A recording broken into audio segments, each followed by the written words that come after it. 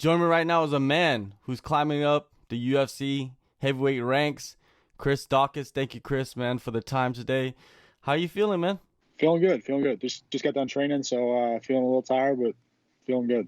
All right, all right. Now, 2-0 in the UFC, two first-round knockouts, performance bonus. Could the start of your UFC career been any better? Realistically, no.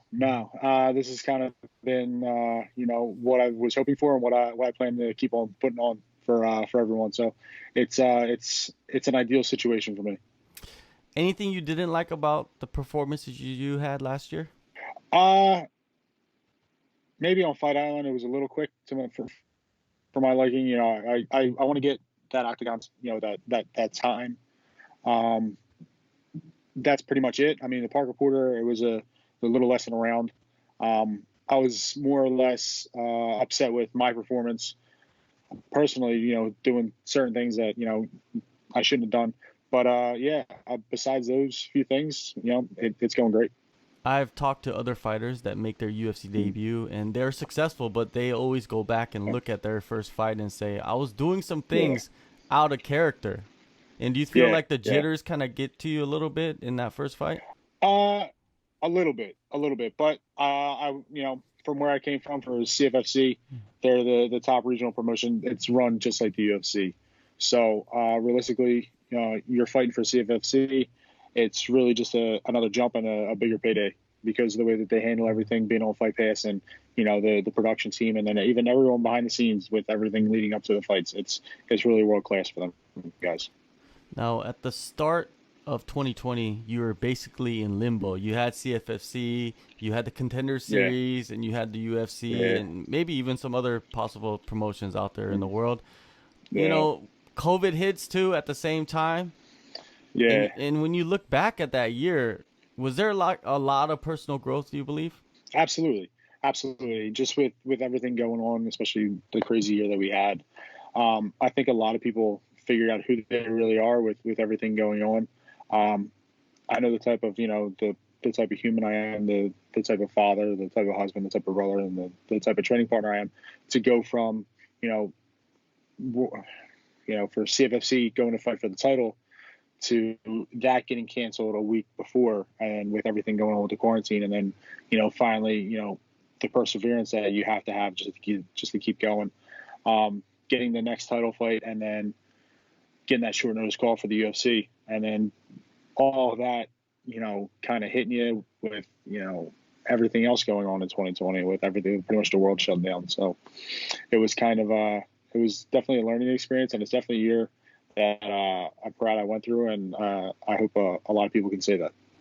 Do you see the world being just a continuation of 2020? Because this is a big argument right now. It's like, is it going to get Yeah, better or worse? What do you see? I definitely think that it's going to get better. I really hope this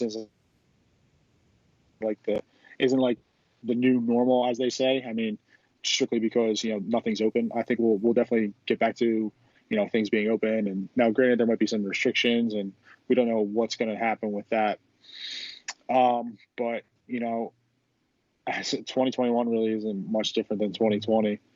Certain things are opening up, but I really hope it's not a continuation, because for a lot of people, 2020 really definitely sucked. I mean, I'm thankful to have a job both with the police force and then with the UFC, and a lot of people can't say that, and I know I'm grateful for that. Yeah, definitely a year of being grateful and a year of Yeah, knowing like what you really want to do with your life yeah, too, right? yeah, exactly. Yeah, yeah, Yeah. So, yeah. the last fight you had was in October. Did you just shut it down after that and say, okay, I'm going to enjoy my life. I'm going to enjoy the holidays with my family? Yeah, pretty much. Yeah, once I got back from Fight Island, it was kind of get a little fat, enjoy the holidays with the family. Eat the good food, Mhm. enjoy, have a happy New Year and all that good stuff, and then that was kind of right back to it. I mean, I got word of the fight a little bit right around Christmas time, maybe a little bit before, so it was kind of a little bit too far out to be starting camp. Just because I don't like doing a 14-week camp. I mean, some people do it. Maybe once I get that title shot, I'll start doing like a 14-week camp, some 12-week camp, something like that. But as of right now, I don't need that much time. I mean, I'm always training anyway, so there's really no reason to be amping up the training that far out, unless it's for the title. So Yeah, when you stay training all the time, getting into camp is much easier. I feel like 14-week camps are for guys that are not really training that much, and then they're getting into a fight, so they yeah, put themselves through that. That's definitely for someone who's had a lot of time off. Whether it be from injury or like a surgery or just personal issues, whatever. But I definitely don't like doing that. Give me a good solid 8-week camp, 8 to 10 week camp. If I'm fat, if I'm over 250, then I'll be good to go. But at this level, you have to stay ready, just because you can get a short notice call just for anything. Like on my card, if Blades or Derek Lewis fall out, there's a ton of heavyweights that the UFC can pick from to jump up into that main event spot. So there's no reason why you shouldn't be ready. Definitely. Now, throughout the end of the year, you said you stayed training, but you allowed yourself to enjoy life. Did you focus on anything when you got into the gym and continued your training? No, I'm always focusing on getting better. It's just, the little things that you pick up from the last fight or how you felt going into that. Maybe it was something with strength and conditioning. Maybe it was something, with, maybe you did a little extra conditioning at the gym, whether that's, extra pad work, extra wall work, or, drilling. It's the little things that you have to stay on top of, just so that you continue to grow in the sport. And that's what I did. It was more of a, technique based, drilling based. And then, once I got word of the fight, then it was more start pushing the conditioning up, just because I have to stay quicker and faster and more technical than all these guys. So that's just the main goal, is just to, once I get to that level of consistency with my conditioning and, my repetitions in the gym, I'm good to go. When I look at your style and the two performances you had so far, a lot of people are going to be preparing for you, and I feel like this is what they're looking at. They're like, okay, we're going to grab him so he can't get that distance, and we're going to push him against the cage and grind on him some, you know what I mean? So I'm pretty sure that's something that you really look at, right, to prepare for somebody to come in with that strategy. Absolutely. And realistically, that's pretty much what I game plan for. I really haven't fought like a world class striker yet. So that's kind of been my mindset and my game plan for the past couple fights. Has just been, defending the takedowns. If and when I do get pushed against the cage, it's defending the takedowns properly, creating that space, and then finding my distance and my range, and then landing those punches. Speaking of a guy that's going to probably grab onto you, is your next opponent, right? Alexey Oleinik. Thoughts on this opportunity as a whole? I didn't expect to get this opportunity this quick. I was expecting to get, an unranked guy next. Maybe a couple of guys that they might have just signed off the Contender Series. But it's definitely an opportunity that I'm going to go forward with and definitely make the most of. Like you said, guys are going to try and grab me. So I fully expect Oleynik to, he'll probably test the waters out a little bit, maybe try and get my hands up so that he can get an easier shot. But, it's going to be him rushing in and then him, trying to take me down. I don't see him trying to stand with me, especially in his last couple of fights. He's got caught a little bit. But then in his last fights, he's testing the waters that I want to see, especially like Overeem and Verdum and, all them guys. So we'll see. On paper, those guys are better strikers than me, technically. I mean, Verdum and Overeem are world-class strikers. So we'll see how I stack up against them. Definitely. Now with Oleynik, do you consider him a gatekeeper? No, I don't really consider him a gatekeeper. I really couldn't give you a name on, the gatekeeping in the heavyweight division, just because it's so back and forth. There's so many people who switch positions in the rankings. It's not like there's a guy who's constantly there who doesn't, who can beat up and coming guys, but then who can't beat the other guys. It's, there's old blood in the division, and there's the new wave of us younger heavyweights coming in, like me, Aspinall, and then the UFC just signed like a bunch of other heavyweight, younger heavyweights, like Cyril's in there. Mm-hmm. I think he's fighting Rosenstrike. Rosenstrike's really good. I think he's ranked 3 right now in the world. I think Cyril's number 7. So, there's definitely the new blood. Maybe it's the changing of the guard, but I don't see Oleynik as the gatekeeper. I'd have to really look at the like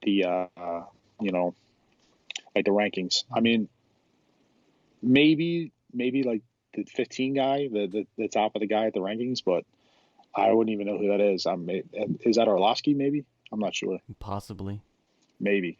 But then I mean, I'm jumping the line on that one. So I think because he's 15 and Oleynik's 10 or 12, he's ranked 12 now. So, but either way, I'm fine. If I don't want to, but if the UFC makes me fight those 15 dudes right after another 14, 13, 12, whatever, I'll do it to get the title fight. Doesn't matter to me. Yeah, definitely. Well, it seems like the UFC, they take guys like you, put them against Oleynik or Arlovsky. If you could get past that test in spectacular fashion, they put the rockets onto you and say, okay, if you could handle that, let's see who you can handle over here up higher. And that's probably what the mindset is for you, right, in this fight. Yeah. It's definitely I get this win. I make a statement. I a decision win. I don't want to be in there for 15 minutes with this guy. He's too crafty. He's a veteran of the game. But there's no reason for me to. There's no reason why I can't finish it. My skill set is perfect for this fight. My mindset is perfect going into this fight. But yeah, once I get past Oleynik, there's no going back. It's everyone who's ranked higher than him. And if I have to go through everyone, then so be it. I'll go through everyone. All right. Now, a talking point, of course, heading into this fight will be the ground game of Oleynik. You have a ground game too. You're a black belt. Can you give us a little short summary of your jiu-jitsu journey? So for the people that don't know. Yeah, for the people that don't know, I actually started in jiu-jitsu. So I started in jiu-jitsu probably close to 10, 11 years ago. And the biggest thing is that people don't realize is that I trained the gi in camp. I trained the gi alongside of MMA and no gi. Like we have specific days at the gym where it's strictly gi. So you're going there, you're getting better. I just recently got the black belt. So do I want to test on the waters with Oleynik? No, I'd rather just let my hands fly, catch them, and then hopefully collect another 50 G's.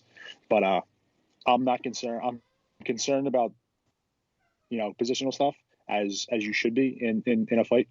But it's nothing that I'm losing sleep over, and it's nothing that that I'm super scared of. I'm not scared of anyone, clearly.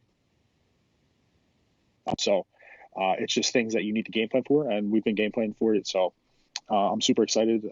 But if it does go on the ground, people will be surprised. So, all right, like how it is. There's an illusion sometimes. When you go in there and you perform a certain way for a while, everybody expects that. Yeah. And then when you get the submission later on in your career, everybody's like, oh, where did he must have learned something new, but really. Yeah, exactly. Yeah. But really, it's just, I could do this for the past 10 years. I just didn't want to do this. I'd rather punch you in the face, collect money, and just get out of there in 30 seconds. For sure. Well, a couple of questions about the card. Of course, the main event you mentioned earlier is Lewis versus Blades, two top contenders. Do you keep your eyes on the top of the division? Do you watch all the heavyweight fights? Realistically, I watch every fight in the so if there's a fight card, I'll watch it from the first prelim up to the main event. With the heavyweights now that I have to pay extra attention, just because before I got into the UFC, it was kind of like I can definitely beat that dude, or that dude's trash or whatever. But now I can actually make a statement, put something out on social media. I can actually fight that guy. So yeah, it's definitely something that I have been taking note of in both my division and my brother's division. So but yeah, I mean, it's definitely something I'm going to be keeping my eye on. Now, granted, if everything goes to plan, I get the dramatic knockout win or whatever over Oleynik, I don't think I'm going to get one of those two guys after my next fight, just because they're ranked that much higher than I would. And everything with the whole ranking system, I don't know how that really works with the media personnel and all that. So I'll probably end up getting, ranked 15th or something, and then have to start work my way down. But after Oleynik, it's everyone, who's ranked above him, 9 all the way down through 1. So that's pretty much my goals, my goals and my mindset now. You think Lewis will be able to defend the takedowns against Blaze? I think so. I think he has been. I think he's been slimming down a bit. And I think in his last fight, he's actually been slimming down a little bit. He's been up in his strength and conditioning, and he's been getting better defending the takedowns. So yeah, he'll probably defend the first couple, but Blades is definitely a guy who's got a gas tank, so he'll be able to keep pushing that pace. So we'll see if it gets into the later rounds how well Lewis's cardio holds up. Yeah. So do you see that? Do you see Blaze getting a late finish, or do you see Lewis possibly knocking him out early? I'll say Blaze can get a late finish. Maybe I'll go maybe round 3. He's on top. It's either going to be a TKO on top or he'll, TKO on top, because once he gets on top, I think Lewis is just going to get tired. Blaze is going to have that pressure, that grind, that beating you up, that wrestling grind, and he'll probably TKO him later in the fight. All right. One last thing. Let's say, let's play some fantasy here. Let's say you're the top dog at the Nevada State Athletic Commission. You can change anything. What rule, what protocol would you change if you had that power? I'm going to go back to the whole, USADA just got the whole marijuana thing going on with the THC levels and everything like that. I'm down with that. I think that should be across the board, to be honest with you. I mean, I know it's weird coming from a cop, but yeah, I'm super pro recreational marijuana, and then like the fighters using it, especially people who suffer from like anxiety, depression, things like that actually need it. And then recreationally, I don't see why that shouldn't be a thing. We could do it with alcohol and cigarettes and everything like that. Why can't we do it with marijuana? And then you just do it, the same way with alcohol. Like you grade it by proof with alcohol. Grade the medical marijuana or the recreational marijuana the same way. But yeah, I can't wait for Internal Affairs now to come and pee test me every week for 6 months after that statement. But yeah, it's going to be good. All right. Well, you're back in action February 20th, UFC Fight Night in Las Vegas. It must be good to be fighting in Las Vegas instead of Fight Island. I heard, it's not the best. It's definitely not the best. And that's another thing, like with my weight loss, everyone was making a whole big thing and I can make like 205. I could probably make 205, I'm not going to lie. But I don't want to make 205 right now. Also, my body was just like shutting down. Like it was just the time difference because I had to fight at like 3 a.m. So I was staying up all night trying to sleep during the day. But then I had media obligations during the day. I had other UFC obligations during the day. So it was kind of everything was kind of all backwards. But yeah, my body kind of shut down a little bit, and I stopped like eating. So I only ate like one big meal. My body just wasn't like, I'm literally sitting there eating and I'm like gagging on the food. It was just super weird. I've never been through that before. So listen, I'm super happy to have a job. If the UFC wants to send me to Abu Dhabi, I will go to Abu Dhabi. But I would much rather go to Vegas.